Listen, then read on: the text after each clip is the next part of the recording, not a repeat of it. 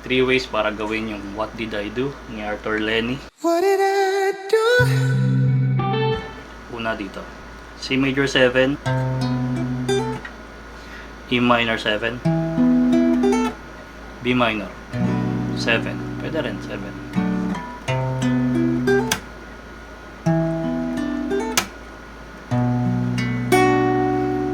Di mo kaya mag flat dito, pwede rin naman dito.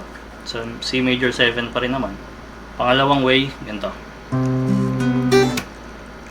So ang hammer on mo sa ilalim. Diba dito nasa pangalawa na string. Ito sa ilalim naman. Yan o, yun ang hammer on niya. Tapos B minor 7. Ito shortcut to. So yung pangatlong way ganito.